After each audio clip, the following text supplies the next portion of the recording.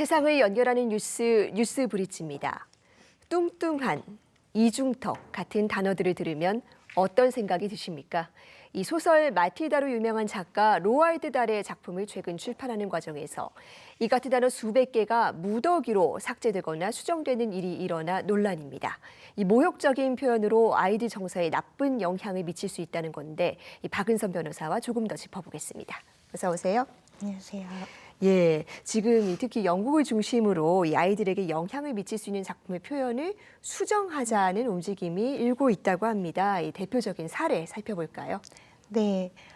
아이들 자녀를 학교에 보내지도 않을 정도로 방치하고 또 학대하는 부모, 또 학생의 양갈래 머리를 잡고 투포한처럼 던져버리는 교장, 이런 나쁜 어른들을 처벌하는 것은 경찰이나 판사가 아니라 9살 소녀였습니다. 영화이자 소설이자 또 뮤지컬인 마틸다 얘기입니다.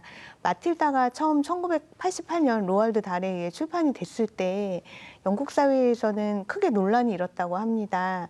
아이가 어른을 응징한다는 그 점 때문이었는데요. 최근에는 전혀 다른 관점에서 또 논란이 되고 있습니다. 원작을 수정하는 문제입니다. 그래서 지금 뭐 마틸다를 비롯해서 찰리와 초콜릿 공장 등 로알드 달의 작품들, 또 다른 작품들이 이런 원작 수정 문제로 논란 중인데요. 영국의 일부 출판사들은 마틸다의 경우에 그 트런치볼 교장의 표현을 보면, 그것만 보면 그 여성의 영어 표현인 피메일을 뭐 우먼으로, 생물학적 여성에서 사회적 여성으로 전부 수정한다든지, 또 뚱뚱한을 거대한으로 바꾼다든지, 또 이중턱이라는 부분을 외모 비하다 이렇게 해서 전부 삭제하는 이런 식의 움직임을 보이고 있습니다. 근데 여기에 대해서 영국 총리실까지 나서서 이거 원작 훼손이다, 원작을 보존해야 된다라고 하면서 반대하는 성명서까지 내고 있어서 상당히 논란이 되고 있습니다. 네, 이 뚱뚱함보다는 거대한이 인물의 외모를 비하하지 않는다. 과연 이 로알드 달이 살아있다면 동의했을까? 뭐 이런 생각도 드는데요. 우리나라에서도 혹시 이런 원작 수정에 대한 움직임이 있습니까? 네, 영국 출판계의 흐름이 우리에게도 분명히 영향을 미치고 있습니다. 그래서 우리 출판계에서도 지금 이 고민을 시작한 것으로 보입니다. 그래서 특히 이제 아동 청소년 대상 문학 작품에서 이런 성차별, 외모 비하 이런 표현들을 어떻게 할 것인가 고민하고 있는 것 같은데, 다만 우리나라에서는 아직까지는 원작 자체에 손을 대는 경우는 없고 그 해설 부분에 좀 집중을 하는 것 같습니다. 예컨대 출판사 민음사 같은 경우에는 작품 해설집이 있는데 그 작품 해설집에서 그런 외모 비하, 성차별 이런 표현들을 전부 수정하는 그런 작업을 진행 중에 있다고 합니다. 네. 그런데 작가의 동의를 얻지 않고 만일 이 원작을 수정하게 된다라고 하면 또 저작권 문제도 불거지지 않겠습니까? 네. 근데 다행히 이 부분은 저작권에 대한 법적 분쟁은 별로 없어 보입니다. 네. 왜냐하면 이런 원작 표현의 수정에 대해서 이 문제가 되고 있는 작품들이 굉장히 오래된 작품들이고 원작자분들이 이제 거의 사망하신 상황인데 그 후손분들과 출판사가 협의를 해서 진행하고 있기 때문에 큰 문제가 없어 보입니다. 또 이제 우리나라 같은 경우에는 번역 작품이기 때문에 해석을 달리 했다라고 하면 또 문제의 소지가 더욱 없을 것 같습니다.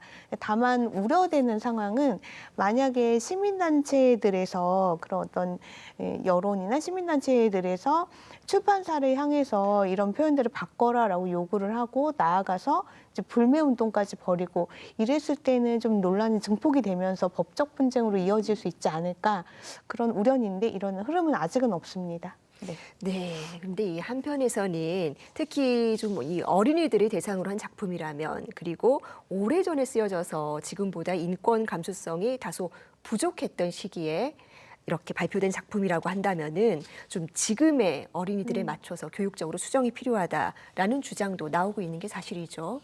네, 그렇습니다. 그러니까 난쟁이라는 표현이 이제 등장하는 작품들이 있는데, 난쟁이는 장애인인 사회적 약자에 대한 차별적 표현일 수 있습니다. 그래서 이 점에서 작가의 표현의 자유를 제한하는 정당한 사유를 볼 여지가 있는 것이죠. 특히 아동 청소년이 차별적 표현을 계속 접함으로써 편견을 학습할 수 있기 때문에 더욱 아동 청소년의 작품에서는 이런 표현의 자유를 수정할, 제한할 그런 여지가 있다라고 생각합니다. 있습니다.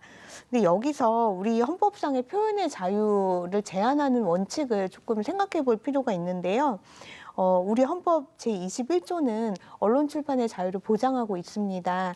그런데 우리 헌법에서 보면은 언론 출판의 자유는 이제 국민의 기본권이기도 하지만 객관적 가치 질서다라는 말을 하는데 이만큼 민주주의에서 핵심적인 기본권이라는 것입니다.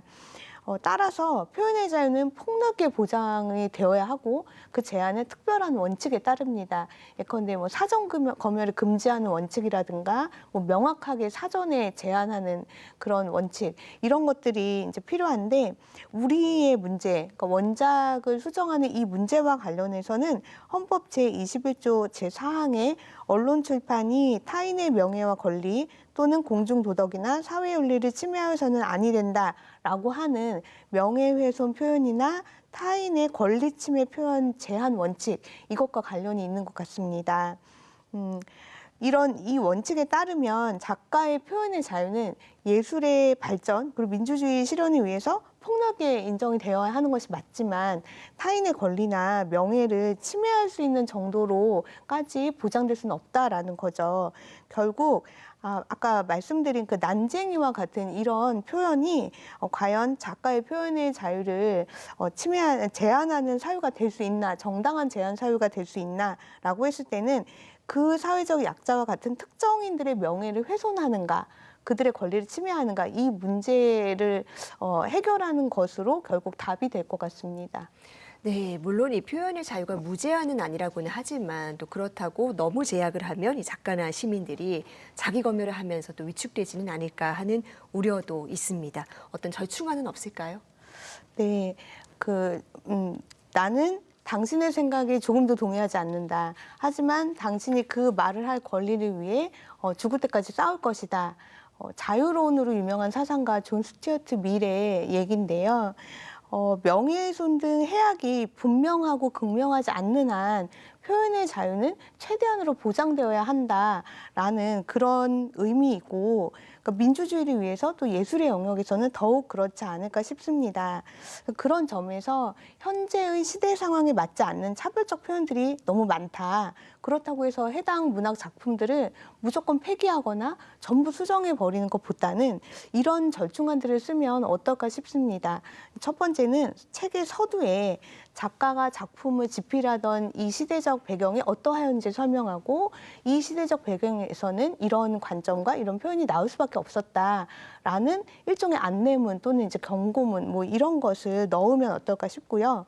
두 번째는 특히 아동용 도서에서는 특정 표현, 뭐 뚱뚱보라든가 뭐 난쟁이 이런 표현들에서 주석을 달아서 또 뒤에 이제 해설서를 또 정리를 해서 이런 표현은 당시에 요런 배경으로 만들어졌는데 이렇게 들어갔는데 최근에는 이러이러한 문제가 있다라고 보입니다. 그래서 부모님이 또 양육자가 아이와 함께 이 부분을 같이 얘기하면서 읽으시면 좋을 것 같습니다. 이런 내용을 담는다면 좋을 것 같습니다. 네, 상당히 논쟁적인 사안입니다. 우리 헌법이 보장하는 표현의 자유의 보장과 또 한계에 대한 이해를 바탕으로 진지한 고민을 시작해 봐야 할 것 같습니다. 변호사님 오늘 말씀 잘 들었습니다.